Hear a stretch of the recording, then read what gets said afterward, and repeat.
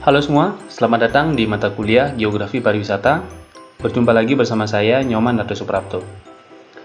Pada kesempatan ini kita akan bahas sebuah topik, yaitu pariwisata pedesaan. Minggu lalu kita sudah membahas sebuah konsep yang sangat berbeda, yaitu pariwisata perkotaan.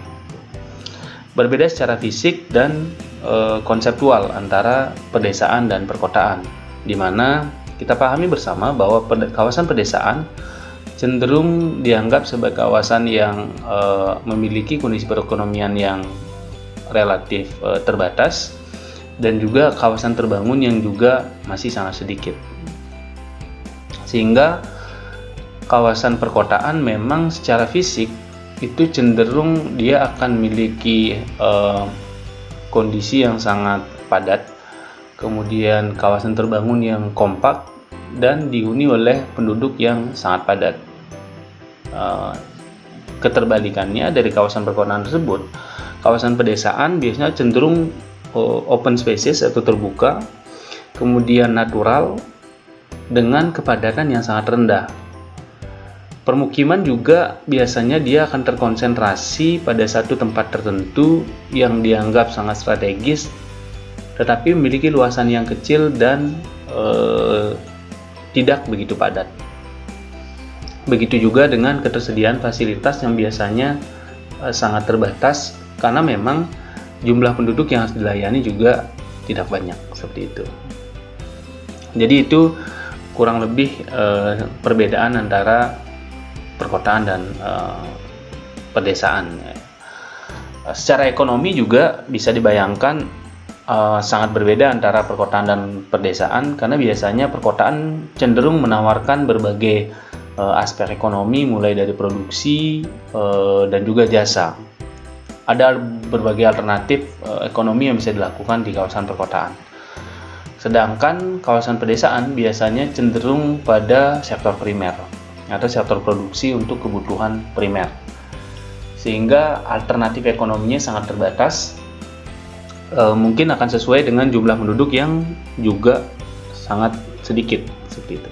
Nah, masuk pada konsep kita kali ini, yaitu pariwisata pedesaan.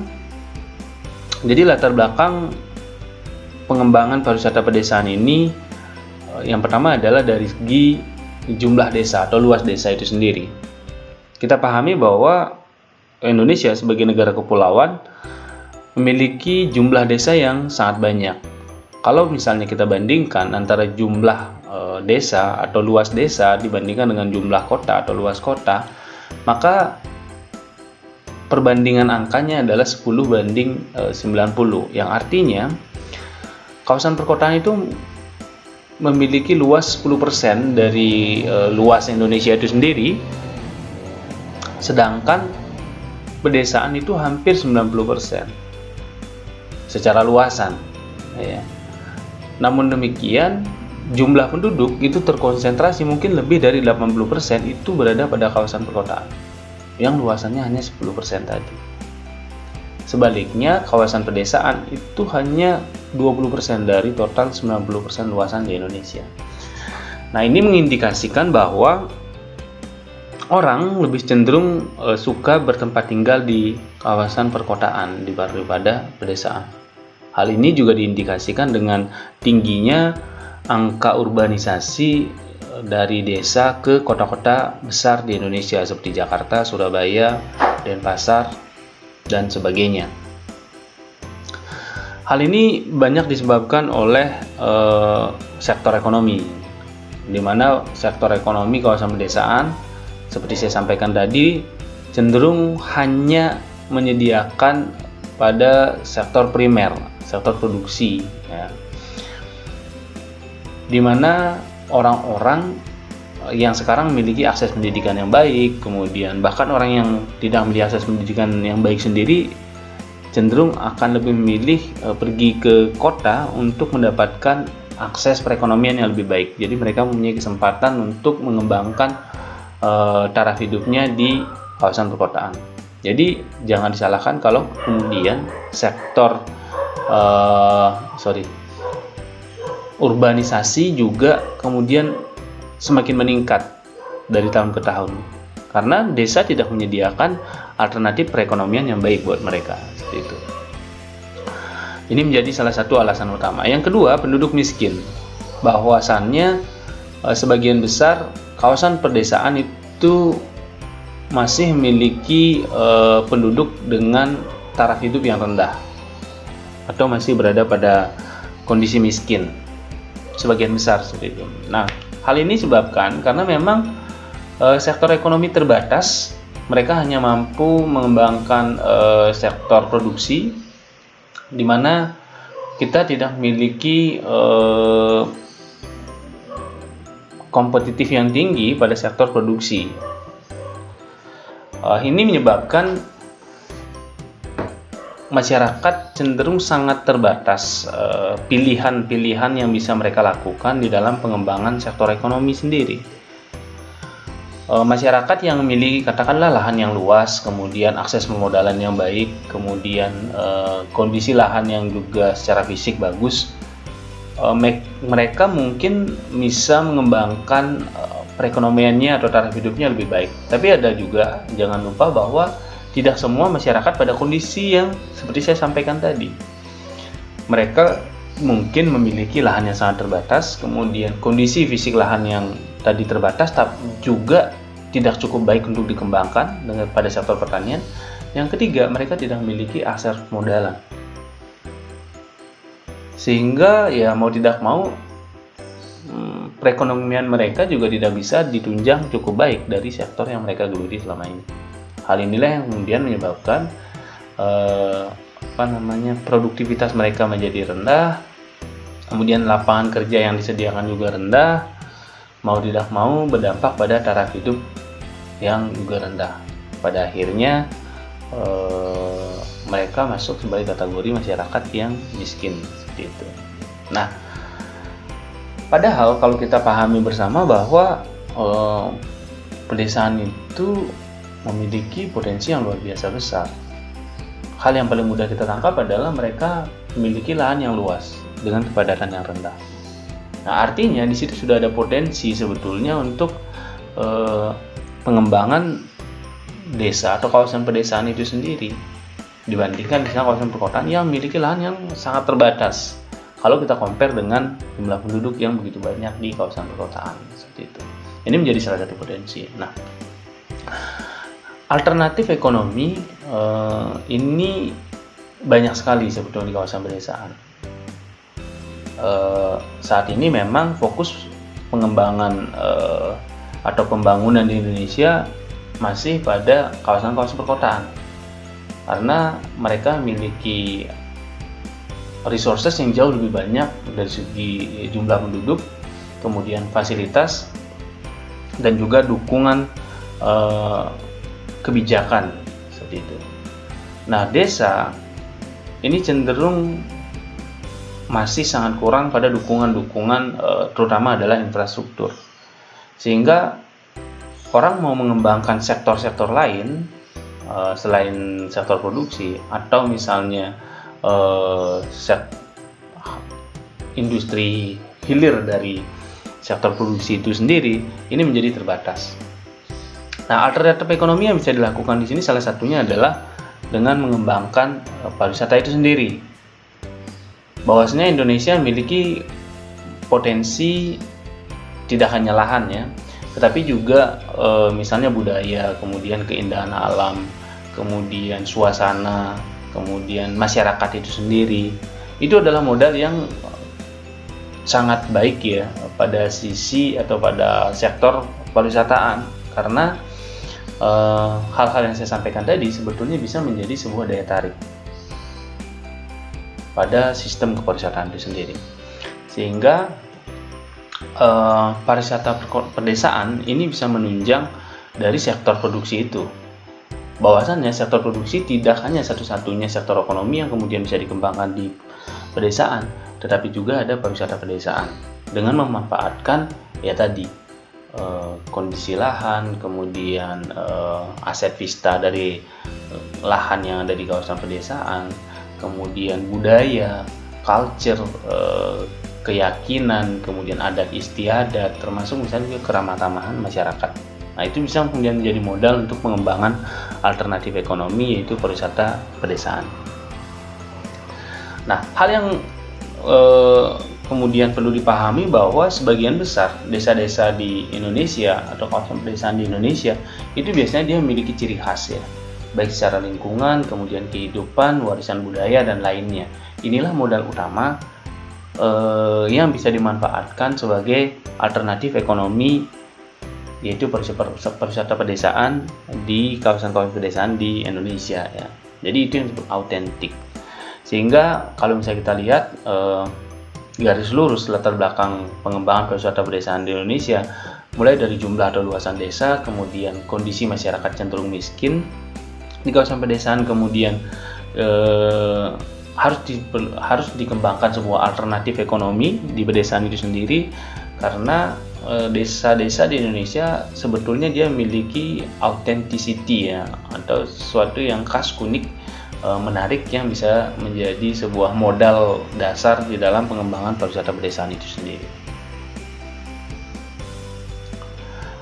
Pariwisata pedesaan itu sendiri dijelaskan oleh IRSAD 2010 sebagai rural tourism ya.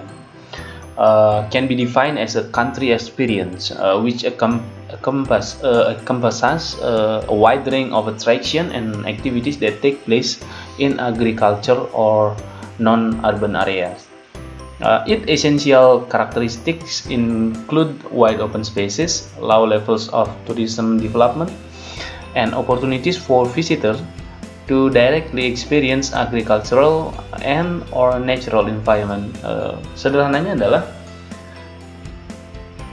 pariwisata pedesaan itu sebetulnya ingin menawarkan sebuah experience baru ya.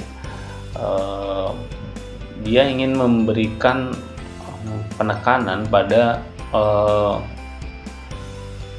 alam, kemudian kawasan terbuka, kemudian yang sangat terhubung dengan aktivitas pertanian, yang artinya bahwa banyak sekali orang-orang yang sebetulnya ingin melihat atau ingin merasakan suasana yang berbeda.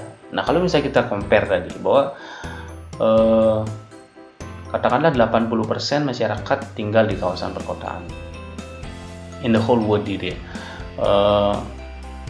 Nah, kemudian orang-orang yang sudah cenderung terbiasa misalnya dengan bangunan tinggi, kemudian fasilitas yang lengkap, kemudian hidup dengan penuh hiruk pikuk, kemudian kepadatan kegiatan yang begitu tinggi, rutinitas yang sama setiap hari dan sebagainya, ini kemudian menimbulkan kejenuhan sendiri, sehingga desa atau kawasan pedesaan yang memiliki karakter yang jauh berbeda ini bisa memberikan semacam hiburan, memberikan semacam relaxing time pada orang-orang yang hidup di kawasan perkotaan ini, kemudian untuk menikmati masa berlibur mereka dengan kondisi yang sangat berbeda, open spaces, kemudian country experience, kemudian pertanian dan sebagainya. Ini memberikan pengalaman kepada mereka untuk katakanlah merestart lagi semangat hidup mereka seperti itu. Jadi pariwisata pedesaan itu menurut IRSAD ini adalah suatu kegiatan pariwisata di wilayah yang menawarkan daya tarik wisata berupa keseluruhan suasana yang mencerminkan keaslian pedesaan, baik itu kehidupan sosial, ekonomi, dan adat istiadat masyarakat setempat, termasuk juga arsitektur bangunan maupun struktur tata ruang desa yang khas atau kegiatan perekonomian yang unik dan menarik. Nah, konsep IRSAD ini kemudian dikembangkan ke dalam satu model yang disebut dengan Integrated Rural Tourism. Nah, kalau tadi misalnya kita melihat pada sisi bagaimana wisatawan itu bisa kemudian tertarik untuk pergi ke rural tourism seperti itu, karena ada sebuah karakteristik yang berbeda antara desa dan perkotaan. Pengembangan desa wisata atau pariwisata pedesaan atau rural tourism itu kemudian bisa ditingkatkan lagi ke dalam satu model tersendiri yang dikenal dengan integrated rural tourism atau pariwisata pedesaan yang terintegrasi. Tujuannya adalah sebagai sebuah alternatif ekonomi, pariwisata pedesaan itu tidak serta-merta mengeksploitasi desa dan masyarakat desa, tetapi juga kemudian dia memberikan ruang yang lebih besar adanya semacam integrasi, kemudian keberlanjutan dari pariwisata di pedesaan itu sendiri. Nah, pendekatan di dalam integrated rural tourism ini adalah dengan melihat bahwa pada rural tourism satu harus ada sumber daya. Jadi sumber daya itu adalah memanfaatkan dengan optimal sumber daya alam, ekonomi, sosial budaya lokal, sekaligus melindungi keberlanjutannya. Ya, sumber daya ini menjadi satu hal yang sangat penting di dalam pengembangan pariwisata. Jadi baik itu sumber daya alamnya, ekonominya, sosial budayanya, itu adalah modal utama di dalam pengembangan kepariwisataan. Jadi kita harus tahu bahwa sumber daya itu penting dipertahankan dan harus dijaga keberlanjutannya. Nah, kemudian yang kedua, selain kita mengidentifikasi pada sisi sumber daya adalah kita harus melihat pada sisi pemberdayaan. Pariwisata pedesaan bukan pariwisata yang dibangun untuk kemewahan, bukan dibangun untuk kalangan tertentu, bukan dibangun pada skala besar dengan infrastruktur yang mewah, megah, dan sebagainya. Tetapi lebih kepada sebagai sebuah alternatif ekonomi pada masyarakat desa, yang artinya kita ingin memberikan nilai manfaat yang besar pada masyarakat. Ya, tentunya nilai manfaat ini baru bisa kita berikan kalau masyarakat mau terlibat aktif. Caranya bagaimana? Dengan melakukan pemberdayaan kepada masyarakat. Kita pahami bahwa masyarakat desa cenderung lack of quality, lack of education, lack of skill, lack of berbagai pengetahuan kepariwisataan, sehingga pemberdayaan ini menjadi ruang yang sangat penting untuk meningkatkan kemampuan mereka pada sisi SDM. Memberdayakan masyarakat lokal dalam perencanaan, pelaksanaan, dan evaluasi. Nah, ini masuk pada bagian dari tata kelola pariwisata pedesaan itu sendiri, bahwa yang nantinya harusnya menikmati pariwisata di pedesaan adalah masyarakat, sehingga mereka harus paham terlebih dahulu konsep dari pariwisata itu sendiri, kemudian manfaat dan dampaknya pada mereka, sehingga mereka bisa secara mandiri kemudian merencanakan, melaksanakan, dan mengevaluasi kepariwisataan yang ada di masing-masing desa mereka, seperti itu. Nah, dalam pengembangan rural tourism ini tentu yang paling penting lainnya adalah kita harus bisa mengkaitkan antara pariwisata pada sektor lainnya, yaitu sektor produksi. Bahwasannya kawasan pedesaan itu sangat dominan pada sektor produksi, sektor primer, sehingga mau tidak mau sektor primer ini masing-masing desa biasanya akan memilih sektor primernya sendiri, seperti itu. Ada katakanlah fokus pada misalnya dia menghasilkan beras lewat sawah, ada yang bisa menghasilkan perkebunan, hasil-hasil kebun, ada yang di agriculture dan sebagainya. Maka sektor-sektor tersebut harus terhubung atau terkoneksi dengan kepariwisataan yang mereka kembangkan. Jadi tujuannya adalah terwujudnya keterkaitan antar sektor yang ada di wilayah desa atau terkait dengan desa. Nah, ini penting sekali agar ada added value dari sektor produksi yang mereka lakukan selama ini.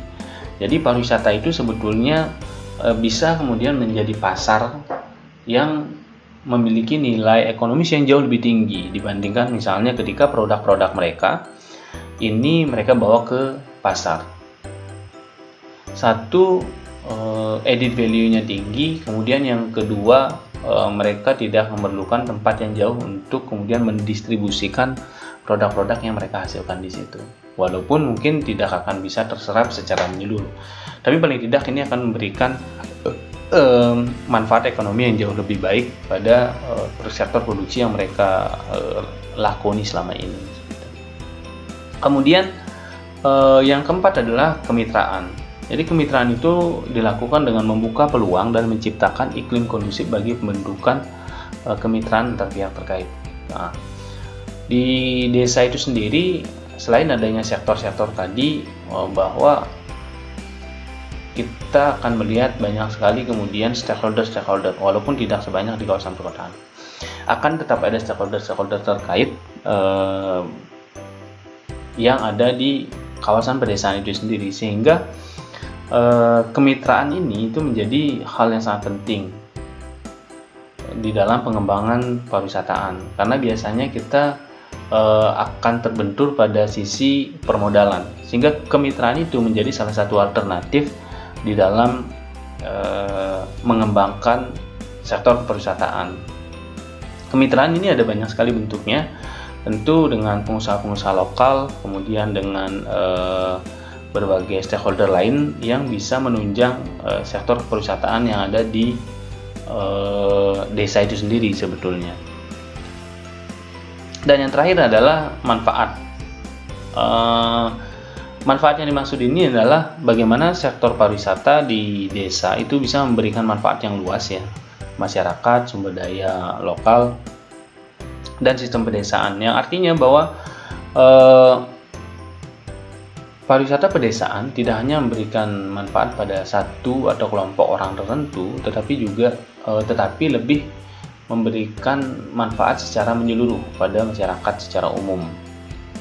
Meskipun tidak mungkin setiap orang itu bisa mendapatkan dampak yang sama, tetapi paling tidak ini memberikan semangat di mana orang-orang atau masyarakat yang ada di desa itu memiliki alternatif di dalam pengembangan ekonomi mereka. Tidak hanya pada sektor produksi saja, tetapi juga kemudian ada sektor jasa yang mereka bisa kembangkan. Melalui apa? Misalnya melalui satu pengembangan daya tarik wisata, kemudian penyediaan akomodasi, kemudian pengembangan keterkaitan antar sektor tadi yang bisa memberikan nilai ekonomis yang lebih tinggi pada sektor produksi yang mereka lakukan selama ini. Jadi itu yang disebut dengan integrated rural tourism, bagaimana memberdayakan sumber daya seoptimal mungkin dengan konsep keberlanjutannya, kemudian meningkatkan keterlibatan masyarakat melalui pemberdayaan, kemudian melakukan linkage atau keterkaitan antar sektor, terutama adalah sektor produksi dengan sektor pariwisata, kemudian mendapatkan akses permodalan lewat kemitraan dengan pengusaha-pengusaha lokal atau stakeholder lain di dalam pariwisataan, dan tentunya sektor pariwisata ini bisa memberikan manfaat secara lebih luas kepada masyarakat, tidak hanya pada orang-orang tertentu, yang kemudian bisa memberikan alternatif ekonomi pada masyarakat yang ada di sebuah desa atau kawasan pedesaan tertentu. Nah, prinsip pengembangan pariwisata pedesaan itu ada beberapa hal yang kemudian menjadi poin penting yang harus diperhatikan. Jadi menurut Irsyad tadi bahwa yang pertama ya jelas bahwa pariwisata pedesaan itu terletak di desa atau located in the rural areas ya. Kemudian yang kedua, functionally rural built upon the rural world's special feature of small scale enterprises, open spaces, contact with nature and the natural world, heritage, traditional societies, and traditional practices. Jadi secara fungsi bahwa kawasan pedesaan itu tentu dia biasanya pada skala yang kecil, artinya usaha-usaha kecil gitu. Kemudian dia bersifat kawasan terbuka. Biasanya ya ketika kawasan terbuka maka orientasinya adalah alam atau kawasan yang dilindungi, warisan budaya seperti itu, atau misalnya masyarakat tradisional yang masih melakukan adat istiadat atau tradisi-tradisi yang mereka warisi dari nenek moyang mereka. Yang ketiga, rural in a scale, both in the term of building and settlement, and therefore usually small scale. Jadi small scale tadi juga pada dalam konteks bangunan maupun permukiman. Ya, kita pahami bersama bahwa pedesaan itu memiliki penduduk yang terbatas, jumlahnya tidak begitu banyak, sehingga mau tidak mau jumlah bangunan atau permukiman itu dia skalanya akan kecil. Jadi ini menjadi salah satu penciri ya dari rural area itu sendiri. Kemudian yang keempat, traditional in character, growing slowly and organically and connected with the local families. It will often be very largely controlled locally and developed for the long-term good of the area. Jadi dia secara karakter dia tentu tradisional sifatnya, dimana kita bisa lihat bahwa biasanya pertumbuhan itu akan lambat dan sifatnya sangat organik ya, karena memang tidak disediakan atau tidak generate konsep pembangunan yang dia sifatnya cepat, baik dari segi penyediaan sarana prasarana, fasilitas dan sebagainya, karena memang tidak banyak masyarakat yang harus dilayani di kawasan pedesaan itu sendiri gitu. Nah, kemudian yang penting juga adalah bahwa di dalam pengembangan pariwisata pedesaan dia terkoneksi secara kekeluargaan, dan biasanya dilakukan oleh masyarakat lokal itu sendiri. Tujuannya pembangunannya adalah jangka panjang, karena memang banyak hal yang harus dipertimbangkan, baik secara tradisi, budaya, termasuk juga keberlanjutan dari apa yang mereka miliki saat ini. Kemudian terakhir adalah impact to the local community. Ya jelas, jadi tujuan dari pengembangan pariwisata pedesaan itu adalah sebetulnya memberikan dampak yang besar kepada masyarakat secara umum, ya tidak pada satu golongan atau satu kelompok tertentu. Jadi itu adalah prinsip-prinsip pengembangan pariwisata pedesaan. Jadi pertama dia terletak pada kawasan pedesaan, kemudian yang kedua dia dikembangkan dengan usaha-usaha skala lokal yang sifatnya kecil seperti itu, kemudian dia mengutamakan pada kawasan terbuka, terhubung kepada alam, atau juga bisa pada warisan budaya masyarakat tradisional yang masih terkoneksi atau masih melakukan kegiatan atau tradisi yang mereka warisi. Kemudian dia berada pada kawasan permukiman yang tentu skalanya kecil, baik secara bangunan atau tata ruang permukimannya. Kemudian karakternya dia masih tradisional, di mana bisa dilihat dari sisi pertumbuhannya yang masih lambat, dan dia cenderung organik perkembangannya dan terkoneksi atau terhubung dengan keluarga ya. Artinya misalnya penyediaan akomodasi itu biasanya bukan pada dengan karakter hotel, villa dan sebagainya, tetapi bisa misalnya dengan homestay, di mana dia mencoba memperlihatkan sisi lain dari kehidupan tradisional dari sebuah desa seperti itu.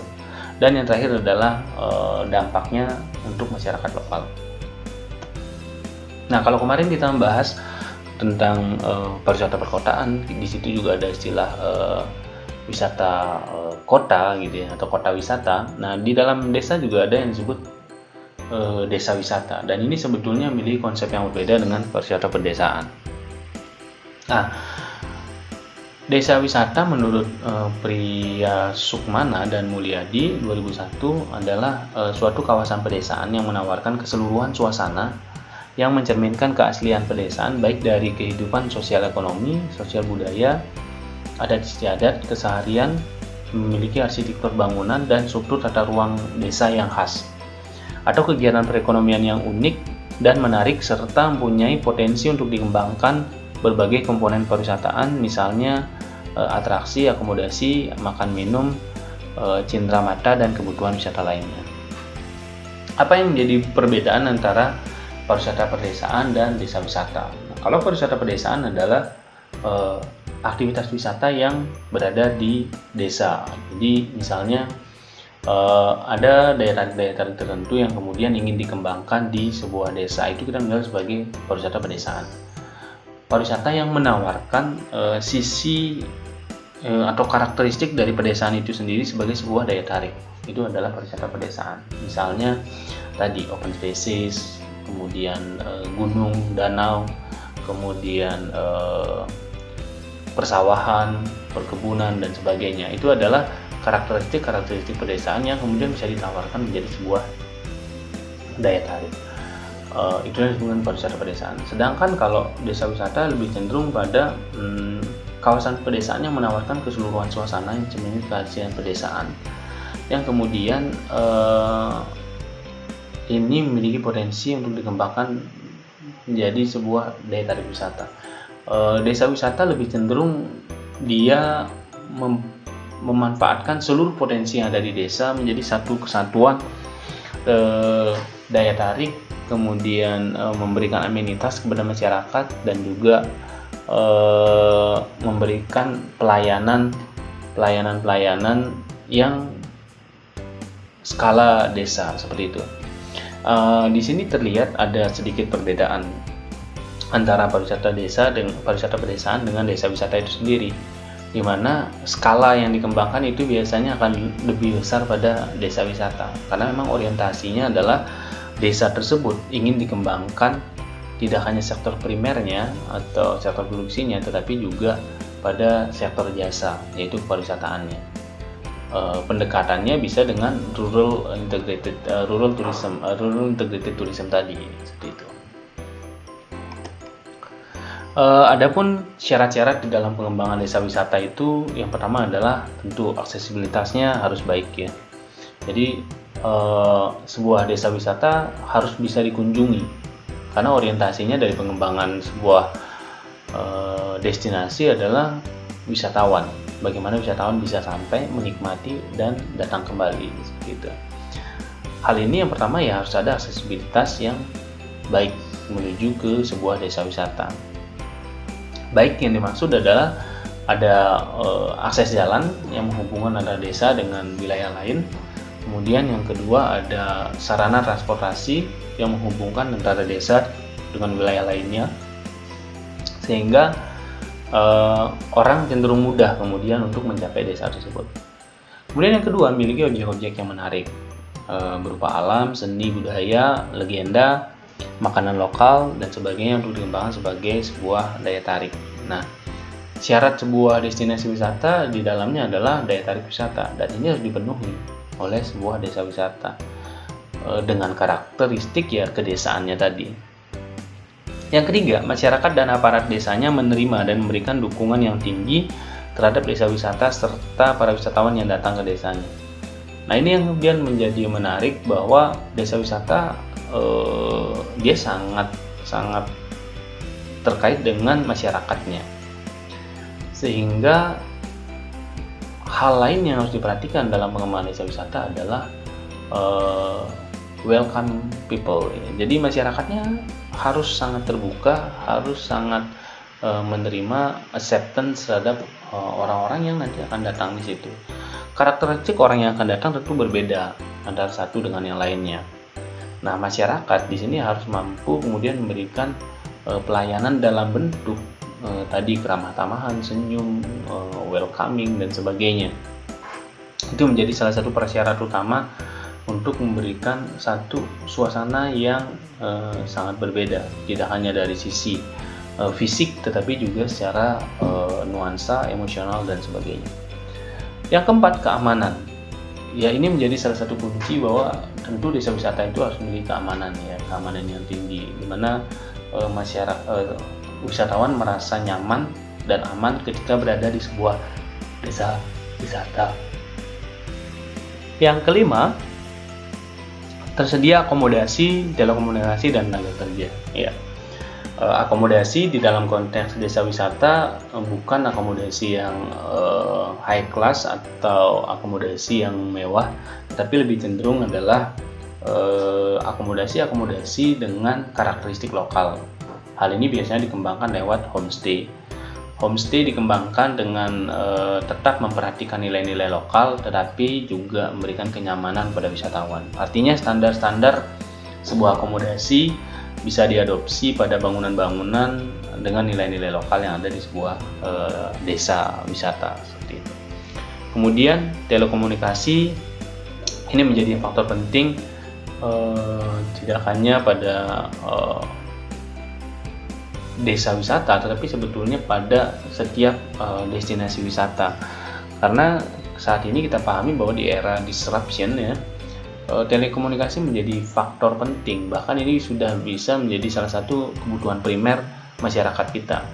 Sehingga mau tidak mau di dalam pengembangan desa wisata sendiri, telekomunikasi itu menjadi hal yang sangat penting untuk disediakan. Dan tenaga kerja yang memadai.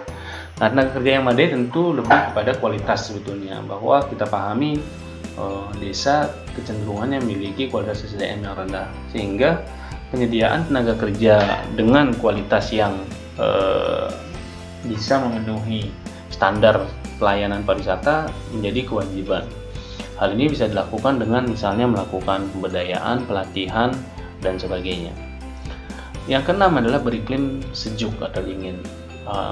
Ini biasanya lebih cenderung pada desa-desa wisata di daerah pegunungan, beriklim dingin. Tetapi biasanya kecenderungan dari desa adalah karena dia sektor primer atau tidak banyak bangunan, gedung-gedung, kemudian banyak open spaces, tanaman dan sebagainya, maka cenderung desa wisata itu dia biasanya sejuk seperti itu.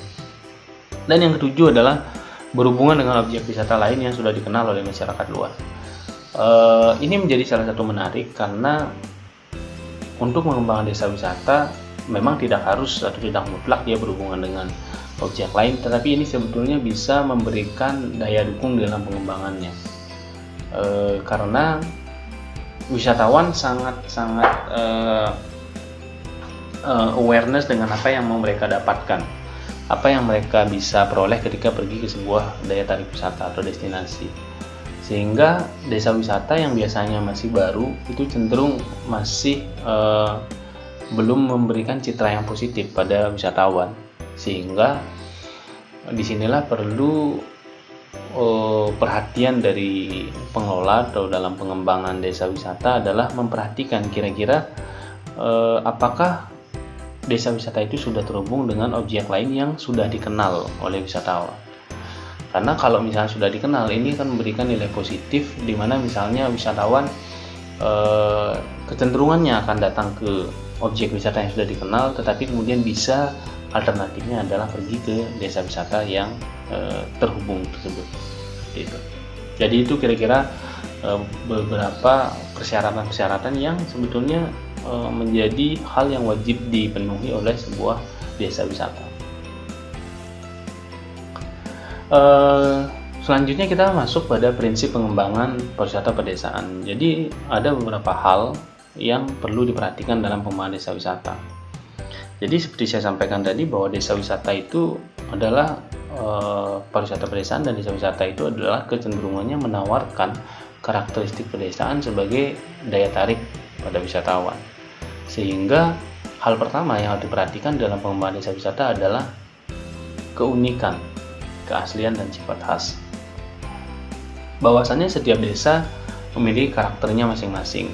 Bisa pada landscape kawasannya, bisa pada nilai-nilai tradisinya, bisa pada bangunan-bangunan bersejarahnya, bisa pada tata ruang desanya. Nah, nilai-nilai keunikan, keaslian dan khas inilah yang bisa ditonjolkan di dalam desa wisata. Kenapa? Karena ya kalau kita compare tadi dengan latar belakang dari pengembangan pariwisata pedesaan, desa itu memiliki luas yang sangat banyak, jumlahnya banyak. Yang artinya ketika kita membuat sebuah desa dengan konsep pariwisataan yang baru dalam bentuk alternatif ekonomi yang baru, maka akan ada banyak sekali pesaing di situ. Jadi kalau 90% misalnya luas wilayah Indonesia adalah kawasan pedesaan, ya itulah saingan-saingan yang harus dipikirkan. Sehingga ketika desa-desa wisata itu tidak memiliki keunikan, keaslian, dan sifat khas, maka cenderung dia tidak akan bisa bersaing dengan desa-desa wisata yang lain. Seperti itu. Yang kedua, letaknya berdekatan dengan daerah alam yang luar biasa. Desa wisata cenderung akan bisa sukses ketika dia misalnya memiliki landscape alam yang bagus. Artinya dia memiliki aset wisata yang menarik. Kenapa? Karena memang yang dicari biasanya adalah kawasan pedesaan itu adalah terkoneksi pada alam. Gitu ya. Ketika alam tidak hanya misalnya kawasan terbuka dan sebagainya, tapi dia tentu harus menyajikan atau menawarkan sebuah daya tarik tersendiri. Gitu. Nah, inilah yang seharusnya diperhatikan dalam pengembangan desa wisata. Kemudian yang ketiga adalah masyarakat berbudaya yang menarik minat pengunjung. Pada sisi budaya, ya harus ada yang kemudian ditonjolkan. Nah, kita mungkin memahami bahwa setiap desa mungkin punya tradisi dan budayanya masing-masing. Tapi di situ harus ada yang ditonjolkan yang menarik pengunjung untuk datang ke sebuah desa wisata. Yang keempat adalah memiliki peluang untuk berkembang. Nah, yang dimaksud di sini tentu adalah ketersediaan sarana prasarana. Memang fokus dari pengembangan atau pembangunan dari penyediaan fasilitas perekonomian biasanya cenderung di kawasan perkotaan. Namun demikian, ketika kita berada pada konteks pengembangan jasa pariwisataan, maka harus dilihat juga ketersediaan sarana dan prasarananya. Ini menyangkut pada amenitas yang nanti akan diperoleh oleh wisatawan, termasuk juga aksesibilitasnya, seperti itu. Kemudian manfaat pengembangan kawasan desa wisata, ya tentu secara ekonomi bisa kita lihat bahwa pengembangan pariwisata pedesaan ini adalah sebuah alternatif ekonomi pada kawasan-kawasan pedesaan, ya. Karena pariwisata itu memberikan pilihan kepada masyarakat yang tinggal di pedesaan untuk mengembangkan perekonomiannya tidak hanya pada sektor primer. Namun demikian, pembangunan desa wisata ternyata memiliki manfaat lainnya, tidak hanya pada sisi ekonomi tetapi juga pada faktor sosial, politik, dan lain-lain. Manfaat ganda dari pembangunan desa wisata ini secara ekonomi jelas kita pahami tadi, kemudian secara sosial dia memberikan lapangan kerja, kemudian lapangan berusaha bagi masyarakat, ini juga sebenarnya terkait dengan ekonomi tadi. Kemudian secara politik ini bisa memperkokoh persatuan bangsa, mengatasi disintegrasi, karena salah satu faktor yang menyebabkan misalnya disintegrasi itu adalah kesenjangan. Di mana orang-orang lain di pulau lain misalnya dia memiliki taraf perekonomian yang tinggi, sedangkan di daerah mereka sangat keterbatasan dan memiliki taraf hidup yang rendah. Sehingga sebetulnya dengan pembangunan desa melalui desa wisata, pemerintah bisa mendukung misalnya dengan penyediaan sarana prasarana pendukung. Ketika taraf hidupnya meningkat, maka ini bisa memperkokoh kesatuan bangsa dan juga disintegrasi. Kemudian yang keempat itu pendidikan, memperluas wawasan dan cara berpikir orang-orang desa, mendidik cara hidup bersih dan sehat. Ya, meskipun sebetulnya bukan sebuah keadaan yang pasti bahwa di masyarakat desa itu mereka tidak memiliki wawasan yang luas atau tidak memiliki cara hidup yang bersih dan sehat, ya. Tapi dengan kepariwisataan sebetulnya kita mencoba mendorong masyarakat itu lebih aware terhadap keterbukaan, aware terhadap kehidupan bersih dan juga sehat. Karena mau tidak mau ketika kita sudah berbicara pada konteks jasa pariwisata, tadi keterbukaan, kemudian kebersihan itu menjadi hal wajib yang harus dipenuhi oleh masyarakat. Kemudian yang kelima ada ilmu pengetahuan dan analogi. Jadi pengembangan desa wisata, pariwisata pedesaan ini sebenarnya bisa meningkatkan ilmu dan teknologi bidang perwisataan ya. Jadi bagaimana pengembangan pada satu sektor tersendiri gitu ya, yaitu dengan mengkombinasikan antara sektor primer dan sektor jasa. Kemudian yang keenam, sosial budaya. Jadi menggali dan mengembangkan kesenian serta budaya asli daerah yang hampir punah dan dilestarikan. Nah, ini yang menjadi salah satu menarik sebetulnya. Kita lihat bersama bahwa pada sisi pariwisata kita cenderung melihat misalnya ada eksploitasi dari budaya itu sendiri. Tapi ada sisi lain yang mungkin juga harus kita pahami bahwa pariwisata itu bisa menjadi salah satu cara untuk mempreservasi atau bahkan menggali lagi nilai-nilai budaya yang selama ini dilupakan. Lewat apa? Lewat tadi syarat keunikan, kekhasan dari sebuah desa wisata. Orang cenderung misalnya melupakan budaya karena dianggap tidak mendatangkan nilai ekonomis dari budaya itu ketika dilakukan atau tradisi itu dilakukan. Tetapi dengan masuknya kepariwisataan yang memberikan nilai ekonomi pada masyarakat, di mana keaslian tadi misalnya dengan menggali lagi nilai-nilai budaya tradisi yang mereka lupakan.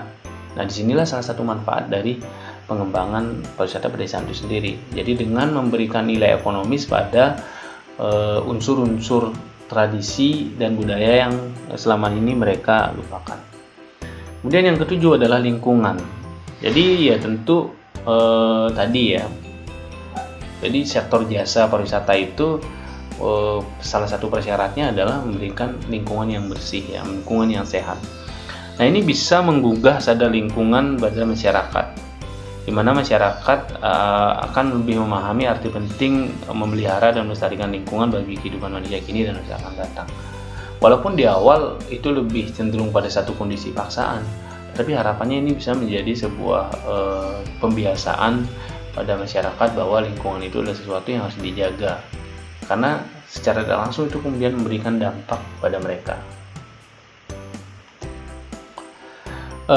Strategi perencanaan desa wisata. Jadi ketika tadi kita sudah melihat bagaimana dampaknya, maka sebetulnya kita harus juga pahami bagaimana strategi pengembangan sebuah desa wisata. Jadi ada beberapa hal yang harus menjadi pertimbangan atau harus dilihat di dalam pengembangan sebuah desa wisata lewat strategi perencanaan desa wisata. Jadi yang pertama harus berdasarkan prinsip pembangunan ramah lingkungan dan berkelanjutan. Hal yang diperhatikan itu strateginya adalah bahwa pariwisata pedesaan itu prinsipnya adalah pembangunan ramah lingkungan dan berkelanjutan. Karena memang nilai jualnya adalah natural. Gitu. Yang kedua, mengantisipasi secara terpadu kemungkinan terjadinya dampak lingkungan sejak dini.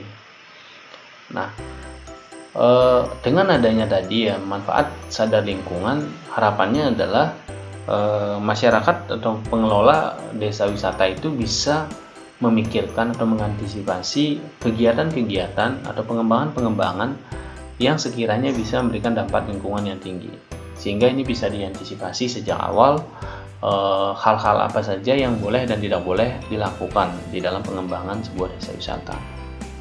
Kemudian yang ketiga adalah melakukan studi prarencana untuk mendekang desa wisata. Studi prarencana ini sebetulnya harus bersifat holistik agar semua bagian mulai dari tadi rural integrated tourism bisa dipertimbangkan, kemudian mengantisipasi dampak-dampak dari pengembangan pariwisataan baik secara sosial, ekonomi dan lingkungan juga sudah dilakukan di dalam studi prarencana. Kemudian yang keempat adalah diarahkan dan dipacu menjadi upaya pengembangan ekowisata. Ya, desa wisata arahnya adalah ke ekowisata karena nilai jualnya adalah pada preservasi sebetulnya, dimana orang ingin melihat alam, open spaces, warisan budaya, tradisi. Jadi itu adalah sesuatu yang harus dijaga lewat konsep pengembangan ekowisata. Kemudian yang kelima adalah pengembangannya ditunjukkan pada upaya pemerataan kesempatan, pendapatan, peran serta tanggung jawab masyarakat setempat. Jadi salah satu hal penting yang harus diperhatikan bahwa di dalam pengembangan desa wisata atau pariwisata pedesaan tadi kita melihat di dalam konsep rural tourism, integrated rural tourism itu adalah pemberdayaan. Arahnya adalah memberikan manfaat yang setinggi-tingginya kepada masyarakat, karena pariwisata pedesaan itu harus community based tourism. Jadi pariwisata yang melibatkan masyarakat. Dengan melibatkan masyarakat, harapannya adalah terjadi pemerataan kesempatan, pemerataan pendapatan, serta pemerataan tanggung jawab di situ. Dan yang terakhir adalah pengembangannya tidak dapat dilepaskan dari perlindungan terhadap tempat hidup masyarakat desa untuk mencegah beralihnya aset desa dan kepemilikan lahan masyarakat desa. Jadi yang menjadi poin penting lain adalah bahwa pengembangannya sudah dijelaskan tadi adalah berskala lokal. Jadi investasi itu sangat terbatas diberikan, apalagi kalau kemudian di investasinya adalah pada orang-orang di luar desa. Tujuannya adalah mencegah terjadinya alih aset kepada masyarakat luar yang notabene-nya misalnya tidak mengetahui nilai-nilai lokal yang ada di desa tersebut. Karena ketika aset-aset ini kemudian beralih, maka kecenderungan untuk terjadinya perubahan nilai-nilai itu bisa terjadi. Kemudian aspek penting yang harus diperhatikan dalam pengembangan pariwisata pedesaan, tentu di situ ada aspek fisik ya, tanah, air, iklim, dan sebagainya. Kemudian aspek sosial adalah penduduk, kemudian pola usaha, lembaga masyarakat juga diperhatikan ya. Kemudian aspek biotik juga, aspek hidupnya seperti apa, kemudian aspek tipologis, letak, luas, kemudian aspek tata ruang permukiman misalnya, tata ruang desa, itu kemudian adalah aspek-aspek penting yang diperhatikan dalam pengembangan pariwisata pedesaan. Kemudian budaya, tradisi, cerita rakyat, kemudian kerajinan, itu adalah beberapa aspek yang kira-kira penting untuk diperhatikan dalam pengembangan desa wisata, karena memang di dalam pariwisata pedesaan atau desa wisata, aspek-aspek ini adalah jualan utama yang dilakukan oleh desa wisata kepada wisatawan.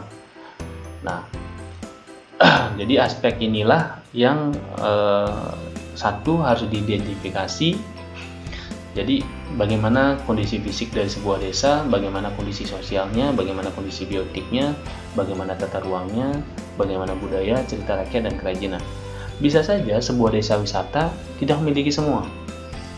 Dia memiliki hanya 2 atau 3 bagian saja. Tetapi itu kemudian menjadi penciri utama, dan itu harus diperhatikan, karena yang ingin dicari dari wisata adalah sebuah khas, sebuah unique value, sebuah hal menonjol yang berbeda dari tempat-tempat lainnya.